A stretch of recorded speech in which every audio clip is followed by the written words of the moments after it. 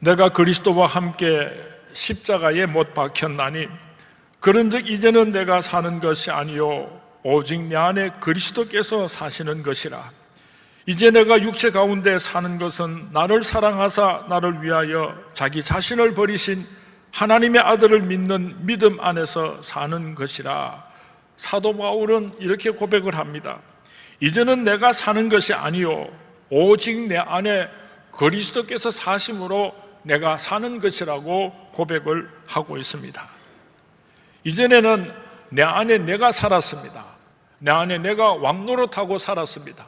그러나 예수 그리스도 안에서 이제 옛사람은 십자가에 못 박아 죽이고 예수 그리스도 안에서 새 사람으로 예수 그리스도 안에서 살아간다고 사도 바울은 고백하고 있습니다. 다시 말하면 오늘도 내 안에는 내가 사는 사람이 있고 내 안에 예수 그리스도가 사심으로 사는 사람이 있는 것입니다. 로마서 7장 15절에서 17절 말씀에 내가 행하는 것을 내가 알지 못하노니 곧 내가 원하는 것은 행하지 아니하고 도리어 미워하는 것을 행함이라. 만일 내가 원하지 아니하는 그것을 행하면 내가 이로써 율법이 선한 것을 시인하노니 이제는 그것을 행하는 자가 내가 아니요 내 속에 거하는 죄니라. 사도 바울이 하나님의 말씀대로 살려고 몸부림을 쳤습니다.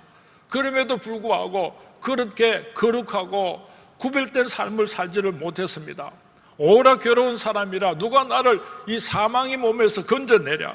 내가 만일 원치 아니하는 일을 행하게 되면은 그것은 내가 아니고 내 속에 있는 죄가 그런 행동을 하는 것이라고 사도 바울 선생님은 고백을 했습니다.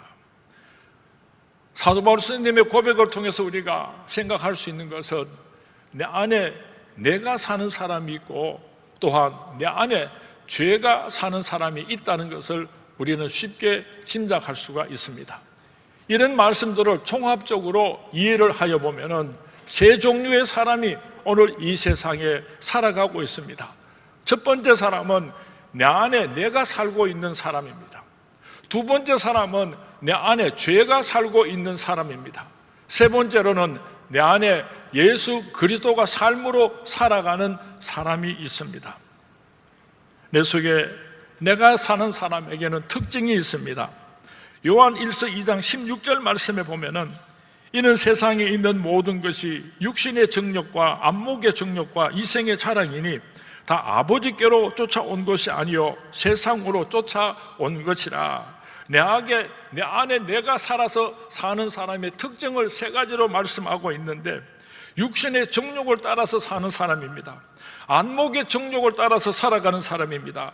이생의 자랑으로 살아가는 사람은 내 속에 내가 사는 사람이라고 성경 말씀은 정의하고 있습니다. 육신의 정욕을 따라서 살아가는 사람은 어떤 사람입니까? 육신의 정욕은 만족함이 없습니다. 이 세상에 이 모든 것을 다 한 사람에게 준다고 할지라도 그 한 사람의 욕심의 보따리를 채울 수가 없을 것입니다. 이 세상의 부귀영화를 누렸던 솔로몬 왕은 전도서 1장에서 고백하기를 헛되고 헛되나니 모든 것이 헛되고 헛되다고 고백을 하고 있습니다. 안목의 정욕을 따라서 살아가는 사람은 어떤 사람입니까?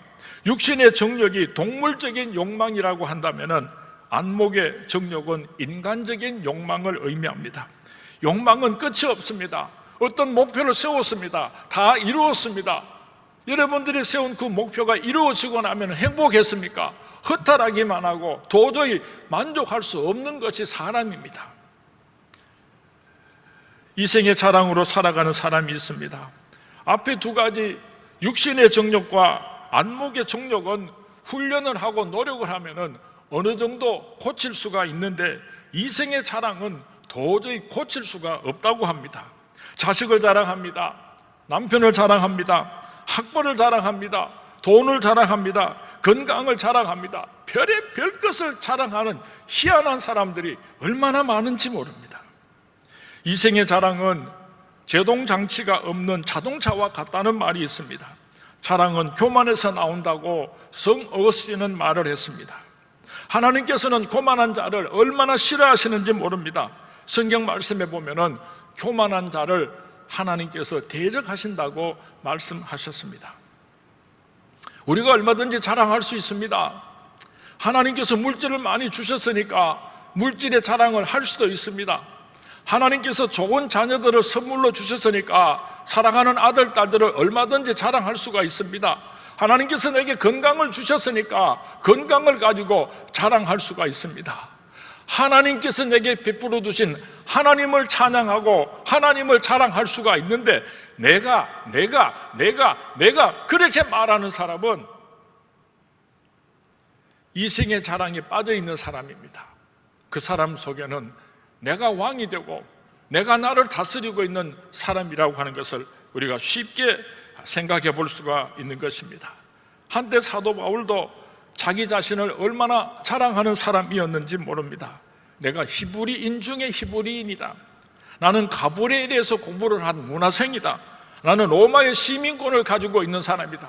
나는 난지 7일 만에 할례를 받은 사람이다. 그의 가문을 자랑했습니다. 그의 학식을 자랑했습니다. 그의 명예를 자랑했었습니다.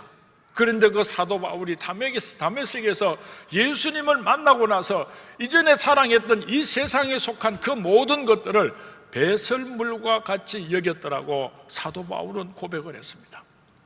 오늘 입만 열면은 자기 자랑하는 사람은 스스로 자기 자신을 한번 돌아보시기 바랍니다. 내 속에 내가 살아서 내가 주인 노릇하고 내가 왕 노릇하는 사람이기 때문입니다. 두 번째로 내 안에 죄가 사는 사람이 있습니다. 요한복음 10장 10절 보면은 도둑이 오는 것은 도둑질하고 죽이고 멸망시키려는 것뿐이요 말씀하고 있습니다. 죄는 다른 말로 표현을 하면은 마귀입니다. 사탄입니다. 마귀가 우리 속에 들어와서 살게 되면은 어떤 일들이 일어나게 되는가? 오늘 요한복음 10장 10절 말씀에 도적질하고 그랬습니다. 건강을 도적질 당하게 됩니다. 물질을 도적질 당하게 됩니다. 기쁨을 도적질 당하게 됩니다. 하나님의 축복들을 다 도적질 하려고 사탄 마귀가 우리 속에 찾아 들어오게 되는 것입니다. 어떤 도둑놈이 도둑질하러 들어와서 헌 테레비를 가지고 가면서 새 테레비를 놓고 가는 도둑놈이 있습니까? 도둑놈이 찾아온 목적은 좋은 것을 훔쳐가려고 찾아오는 것이 도둑놈의 본질입니다. 사탄 마귀가 우리 속에 들어오는 것은 무엇인가 좋은 것을 주려고 들어오는 것이 아니라 훔쳐가려고 도둑질하려고 찾아온다는 것을 꼭 기억하시기 바랍니다. 오늘 가장 소중한 것을 도둑맞은 분이 계십니까? 그것은 내 마음속에 도둑놈이 들어왔기 때문입니다. 사탄이 들어왔기 때문인 것입니다. 마귀가 내 속에 들어오게 되면 죽인다고 말씀했습니다. 마귀는 나의 영혼을 죽입니다. 나의 건강을 죽입니다. 나의 가정을 죽입니다. 나의 자녀들을 죽입니다. 나의 사업을 죽입니다. 마귀는 이렇게 죽이려고 찾아오는 것입니다. 절대로 마귀가 내 속에서 살도록 내버려 두면 안 됩니다. 마귀가 내 속에 살아 있다면 하나도 도움이 될 것이 없습니다. 예수 이름으로 명하노니 마귀야 물러가라. 한번 따라 하시기 바랍니다. 예수 이름으로 명하노니 마귀야 물러가라. 사탄아 물러가라. 그렇게 쫓아내 버려야지. 친구하고 사귀고 그러면 큰일 납니다. 마귀가 우리 속으로 들어오는 목적이 있습니다. 멸망시키기 위해서 찾아온다고 했습니다. 마귀가 우리 속으로 들어오는 것은 궁극적인 목적이 멸망시키는 것입니다. 마귀는 인류 최초의 사람인 아담에게 찾아올 때에 이 세 가지 원리를 가지고 찾아왔습니다. 도적질하고 죽이고 멸망시키기 위하여서. 인간 타락의 극치는 성적 타락입니다. 그리고 성적 타락의 극치는, 그 꼭대기는 동성연애입니다. 성경 말씀에 보면은 우리 인간들이 가장 부패하고 타락했을 때에 성적인 타락이 나타납니다. 그 성적인 타락의 마지막 꼭지점이 무엇인가 하면은 동성연애입니다. 소돔과 고모라가 그래서 멸망했습니다. 노아가 홍수시대에도 그렇게 해서 멸망을 했습니다. 로마가 멸망할 때도 동성애로 인하여서 그 거대한 로마 제국은 무너지고 말았던 것을 역사는 우리에게 가르쳐주고 있습니다. 어저께 대구에서 동성연애자들이 무슨 집회를 한다고 해서 대구의 많은 성도님들이 수천 명이 대구 백화점 앞에 모여서 반대하는 시위를 가졌습니다. 저는 어저께 참 놀랐어요. 대구 서문교회 장로님들이 제일 많이 오셨고, 대구 서문교회 권사님들이 제일 많이 오셨고, 대구 서문교회 청년대 학생들이 제일 많이 나왔어요. 얼마나 열심히 앞장을 서서 그렇게 기도하면서 반대를 하시던지요. 얼마나 자랑스러웠는지 모릅니다. 2시부터 집회를 하는데 한 5시쯤 되어가지고 토요일 날 저녁 무렵에 설교 준비를 해야지 되니까 우리 부목사님들에게 부탁을 하고 저는 교회로 돌아왔습니다. 한 7시쯤 되었는데 전화가 왔어요. 목사님, 저 동성 연애자들이 카프레이드를 시작한답니다. 제가 설교 준비를 할 수가 없었어요. 우리 교회 권사님들, 우리 교회 장로님들, 우리 교회 청년들이 그렇게 앞장서서 반대를 하고 있는데 목사가 설교 준비한다고 그렇게 방구석에 앉아 있으려고 하니까요, 설교 준비를 할 수가 없어요. 기도를 했습니다. 목사님, 하나님, 제가 몇 달 전에 성대 수술을 했는데 또 저기 나가서 동성 연애자들을 반대한다고 막 데모를 하면은 목을 또 다칠 수가 있는데 그만 저는 좀 참아도 안 되겠습니까? 내일 또 설교를 해야지 되는데 목이 쉬든지 그러면은 내일 설교 말씀도 잘 못 전할 건데 그만 저는 설교 말씀 준비하는 것도 괜찮지 않겠습니까? 자꾸 핑계를 대면서 동참을 하지 않으려고 했더니요, 성령께서 제 마음을 얼마나 무섭게 책망을 하시는지, 그래서 성경책을 듣고 벌떡 일어나서 옷을 입고 차를 몰고 그 동성 연애자들이 카프레이드 하는 현장으로 달려갔습니다. 갔더니요, 겁을 무었는지 우쨌는지 다 해산하고 없어지고 말았어요.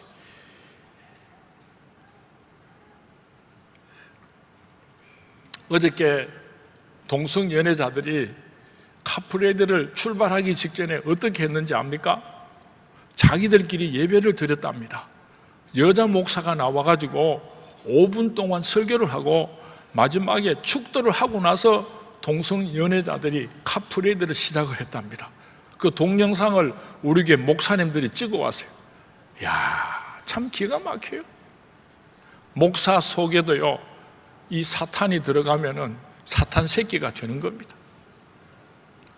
이 방송 설교를 듣는 사람들이 우리가 생각하는 것보다 참 많아서 방송 설교를 들으시는 청취자 여러분에게 제가 한 말씀 더 드리겠습니다.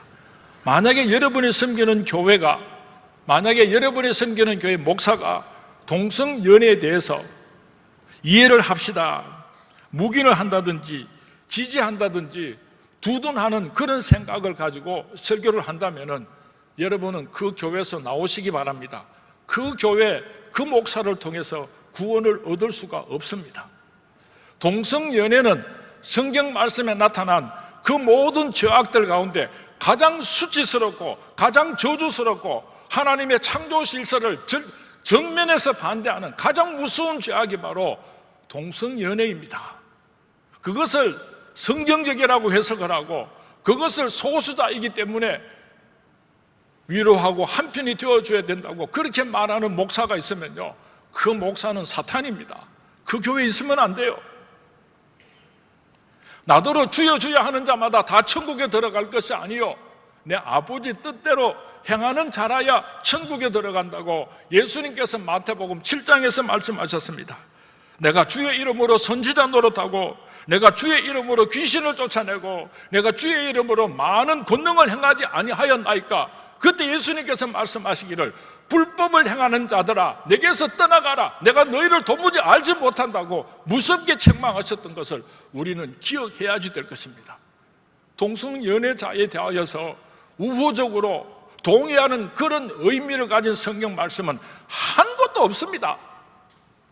성경 말씀 가운데 동성연애가 얼마나 무서운 죄악인지를 지적하는 것은 수도 없이 많습니다.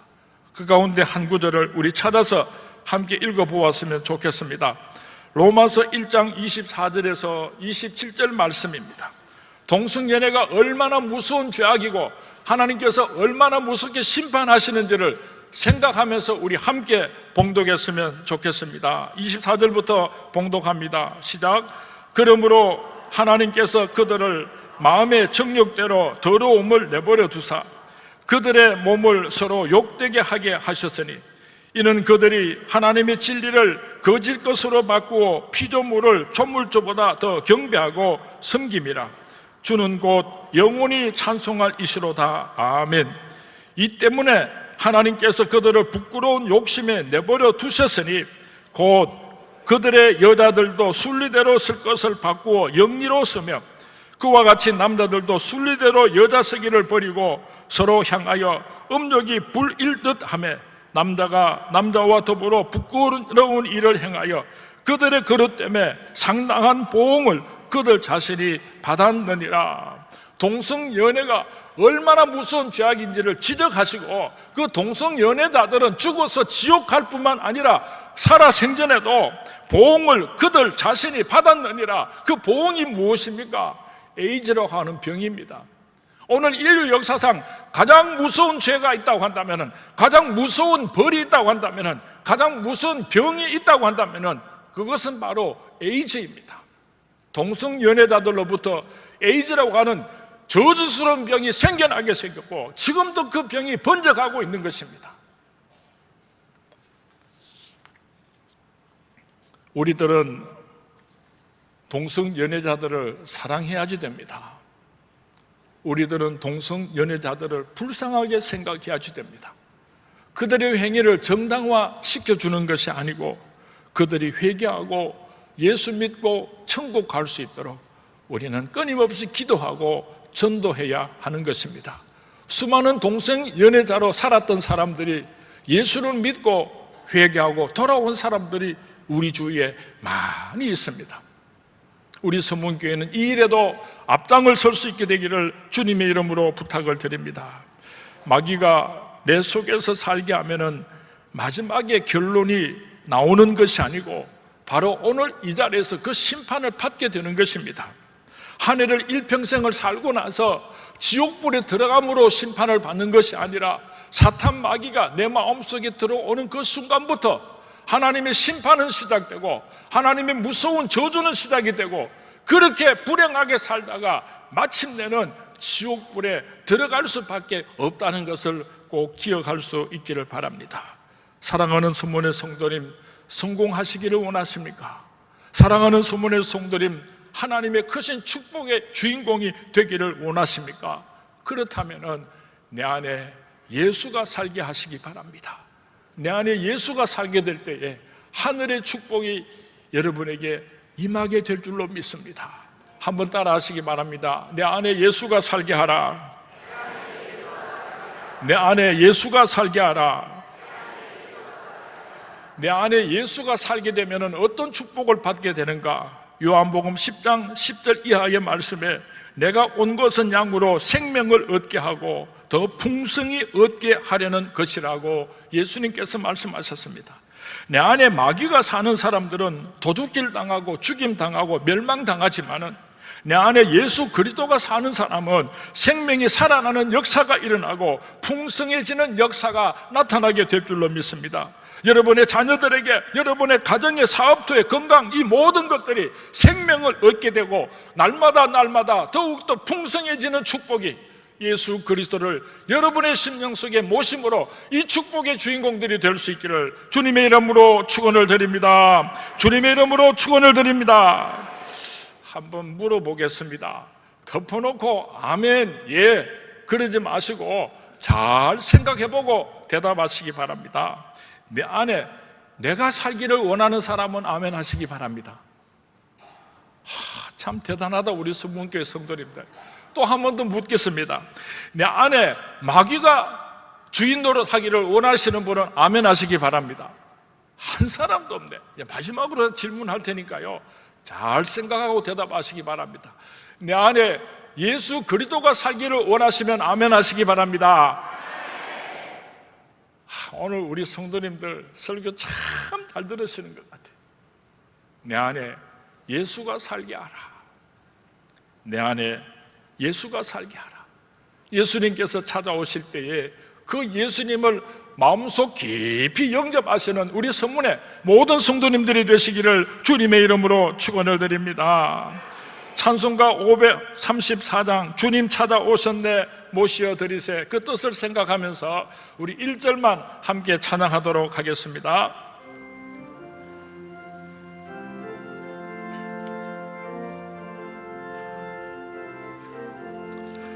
주님 찾아오셨네.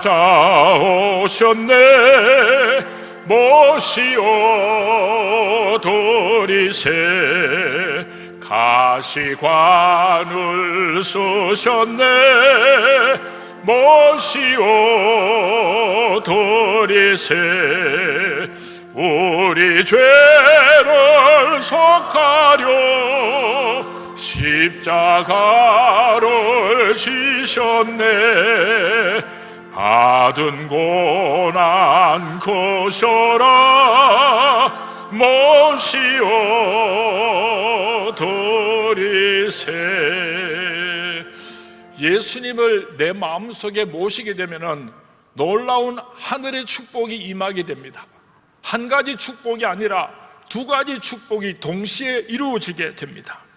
땅의 영광과 하늘의 영광이 함께 우리의 축복으로 찾아오게 되는 것입니다.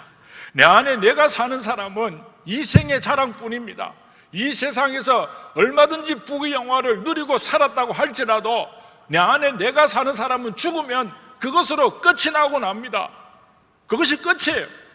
내 안에 죄가 사는 사람, 내 안에 사탄 마귀가 사는 사람은 이 세상에 사는 동안에도 하나님이 심판 가운데서 불행하게 살다가 죽어서 영원한 지옥불에 들어가게 되고 말 것입니다.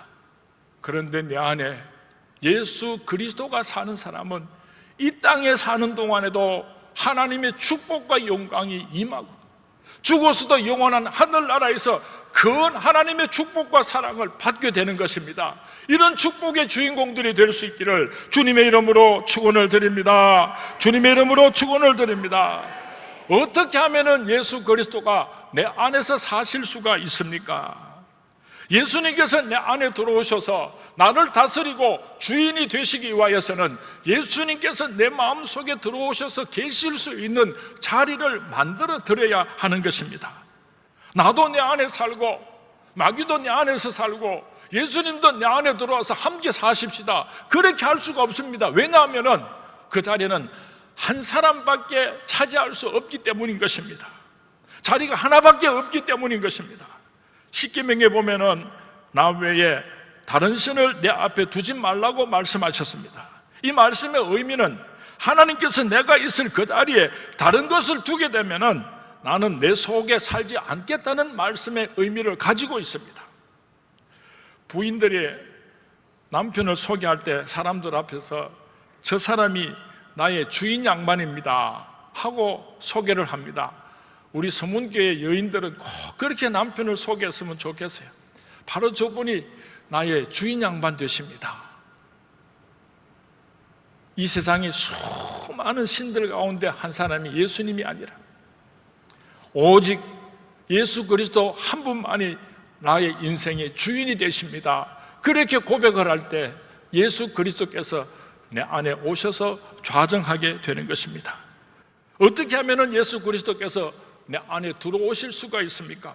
오늘 갈라디아서 2장 20절 말씀에 내가 그리스도와 함께 십자가에 못 박혔나니 그런즉 이제는 내가 사는 것이 아니요 오직 내 안에 그리스도께서 사시는 것이라. 이제 내가 육체 가운데 사는 것은 나를 사랑하사 나를 위하여 자기 자신을 버리신 하나님의 아들을 믿는 믿음 안에서 사는 것이라. 나를 십자가에 못 박는 그 자리에만 예수님께서 오셔서 사시겠다고 약속하고 계십니다. 내 자신을 십자가에 못 박는다는 말씀의 의미는 나를 내려놓고 나의 생각이나 나의 의지나 나의 경험이나 나의 그 모든 것을 다 내려놓고 그 자리에 예수님을 모시겠다는 것을 의미하는 것입니다. 예수님께서는 겟세마네 동산에서 땀방울이 핏방울이 되도록 연거푸 3번씩 기도하셨습니다. 하나님, 내가 저 십자가를 진다고 하는 것은 너무나 힘들고 어렵습니다. 온 인류의 저주를 받으면서 그 고통스러운 십자가를 지는 것은 너무나 힘들고 어렵습니다. 내가 이 십자가를 지지 않을 수만 있다면 이 십자가를 내가 지나가게 하옵소서. 그러나 내 원대로 마옵시고 하나님 아버지의 뜻대로 이루어지기를 원합니다. 예수님께서도 그 십자가 지는 것이 너무 힘들고 어려워서 그렇게 연거푸 기도하셨지만은 내 원대로 마옵시고 하나님의 아버지 뜻대로 이루어지기를 원합니다. 그렇게 예수님의 뜻을 쳐서 복종시키시고 그 십자가의 길을 걸어가셨던 것입니다. 오늘 저와 여러분들이 이 세상을 살아가다가 내 생각하고 하나님의 생각하고 다를 수가 있습니다. 나는 이렇게 하고 싶어서 미치겠습니다. 그런데 하나님께서 그렇게 하지 말라고 말씀하실 때 우리도 예수님처럼 기도할 수 있는 것입니다. 나 이거 하기 싫습니다. 나는 이렇게 해야지 되겠습니다. 그렇게 때를 서면서 기도하다가 우리도 예수님처럼 내 원대로 마옵시고 하나님 아버지 뜻대로 이루어지기를 원합니다. 그렇게 기도할 때에 예수님께서 내 마음속에 찾아오시고 예수님께서 나의 삶 한가운데 좌정하게 되시는 것입니다. 어떻게 하면은 예수 그리스도가 내 안에서 사실 수가 있습니까? 요한계시록 3장 20절 말씀에 보면은 볼지어다 내가 문 밖에 서서 두드리노니 누구든지 내 음성을 듣고 문을 열면 내가 그에게로 들어가 그와 더불어 먹고 그는 나와 더불어 먹으리라. 예수님께서 오늘 우리를 찾아오셔서 수고하고 무거운 짐을 지고 죽지 못해서 살아가는 우리들의 마음의 문을 두들기실 때에 우리 마음의 문을 활짝 열고 주여 어서 오시옵소서 주님을 모셔드리면은 예수님께서 내 안에 들어오셔서 우리의 모든 수고하고 무거운 짐들을 다 해결하여 주실 수 있는데 그 마음의 문을 꽁꽁 닫아놓고 마음의 문을 열지를 않고 있는 것입니다. 오늘도 예수님께서 여러분의 마음을 그렇게 두들기고 계셨는데도 어쩌면 그렇게 마음이 강팍합니까? 그 마음의 문을 열어야 예수님께서 내 속에 들어오실 수가 있는 것입니다.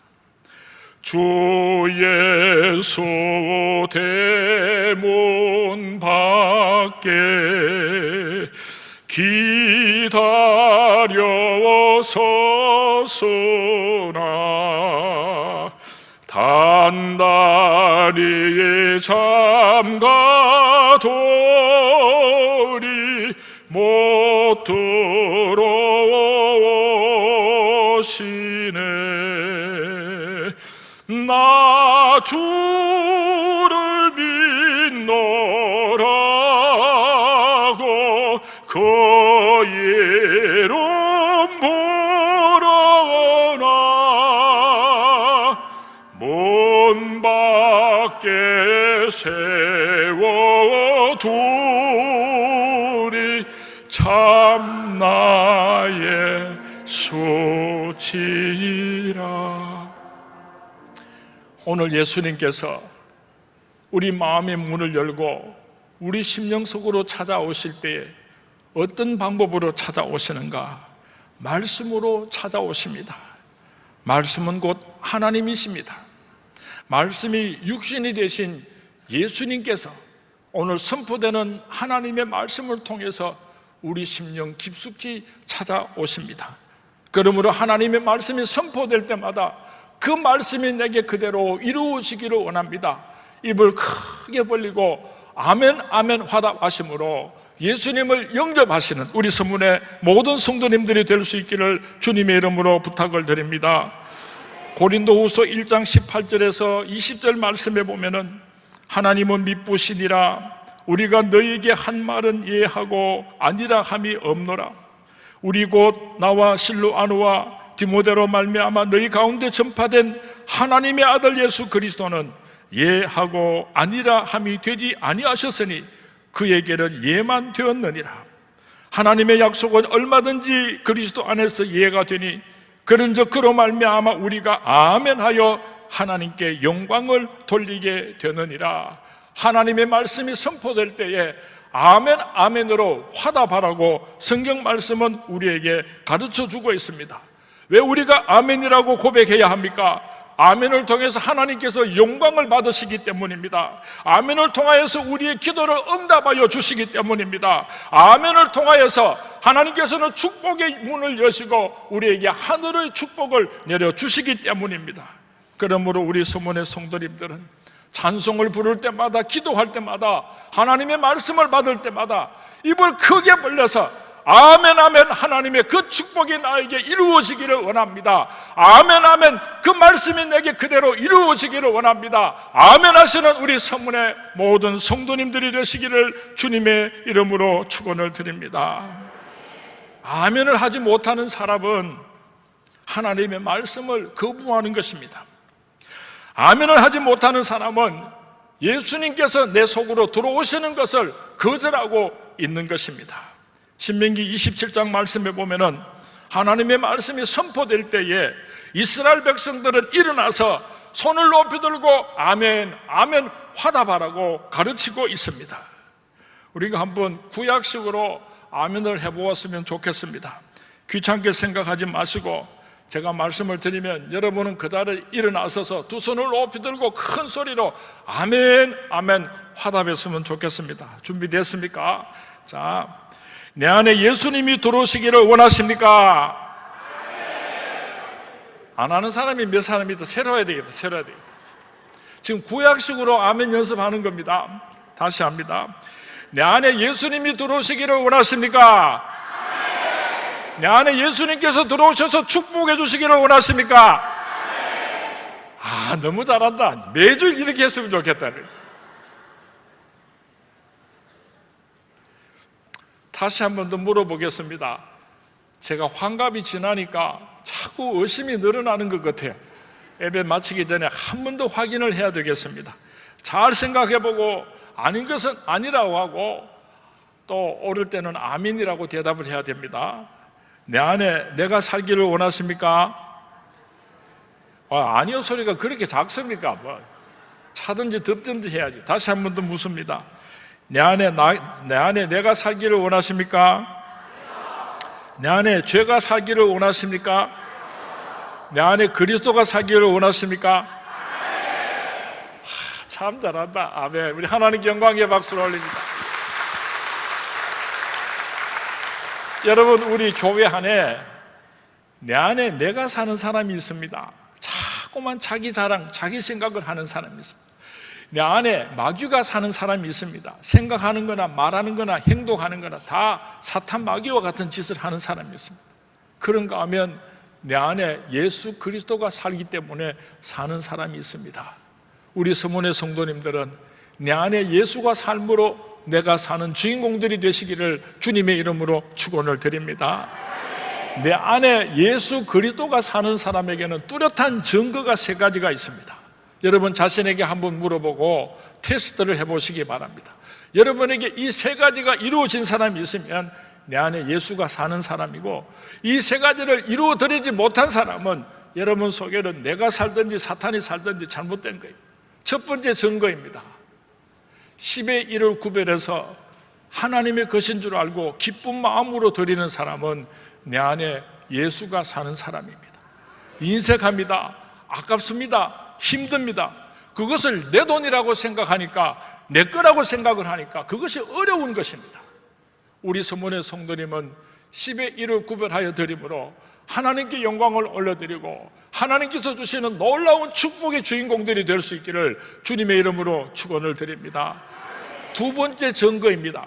안식일을 구별해서 거룩하게 지킬 줄 아는 사람은 내 안에 예수가 사는 사람입니다.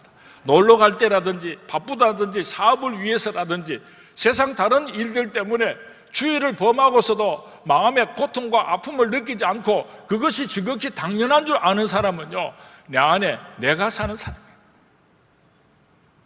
주일날은 주님의 날입니다. 하나님을 만나는 날입니다. 하나님께서 나의 병을 고쳐주시는 날입니다. 하나님께서 나를 위로하시고 새 힘을 주시는 날입니다. 하나님께서 나하고 연애하자고 부르시고 약속한 날입니다. 안식일을 거룩하게 지킴으로 말미암아 내 안에 예수 그리스도가 사는 사람들이 될 수 있기를 주님의 이름으로 축원을 드립니다. 세 번째 증거가 있습니다. 교회를 내 몸보다도 더 사랑하는 사람입니다. 교회를 이 세상 그 무엇보다도 더 사랑하는 사람은 그 안에 예수 그리스도가 사는 사람입니다. 교회를 이야기할 때에 주님의 몸된 교회라 그렇게 표현을 합니다. 예수님의 몸이기 때문에 예수 그리스도가 내 안에 사는 사람은 교회를 얼마나 사랑하는지 모릅니다. 목사님을 존경하고 아끼고 사랑합니다. 장로님, 권사님, 모든 성도님들을 그렇게 사랑하고 아끼고 존경합니다. 교회 사는 그 모든 일들에 깊은 관심을 가지고 적극적으로 참여하게 됩니다.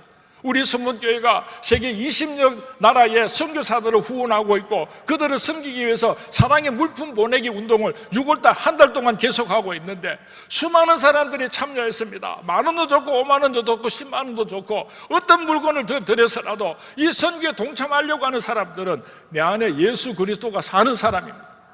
아무런 관심이 없이 마당만 밟고 왔다 갔다 하는 사람은요, 내 안에 예수가 사는 사람이 아니죠.